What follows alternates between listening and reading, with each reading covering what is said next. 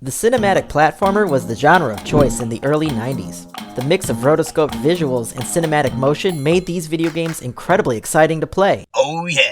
Even with their cheap deaths and uncomfortable controls. The Eternal Castle Remastered is a new title that was released on January 5th, 2019.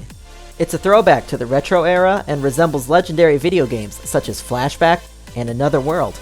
However, it is also a clear demonstration of how much the game development industry has evolved in the last 30 years.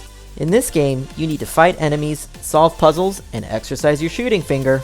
The storyline is by no means unique, but the setting and visual ambiance are simply fascinating.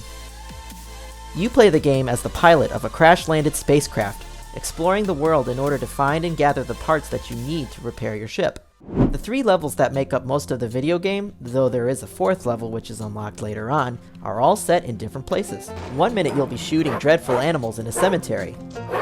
The next, you'll be going up and down the scruffy structure of a bombed-out high-rise building. Each of the 3 levels has an arrangement which connects one location to the next. This makes the entire game experience smooth and enjoyable. The motion is just as boring as it was for platformers 30 years ago, and the controls are terrible too, particularly when you need to perform multi-step mechanics like jumping and running in between ledges. Most of the time, it feels like your character is moving through ice, instead of actually getting anywhere. The video game structure, however, is an excellent example of how this game is a modern-day cinematic platformer. Not only can you select which level to play, but your loadout carries over from the previous level, and the items you hold stay with you no matter how many times you die. Obviously, if you go back to a previously completed level, you'll need to play from the start. However, there are many checkpoints throughout the level, and you'll rarely lose more than just a small amount of progress when you die, as long as you stay in the game. The Eternal Castle Remastered is overall a very satisfying game to play, despite the fact that completing the levels feels like a chore.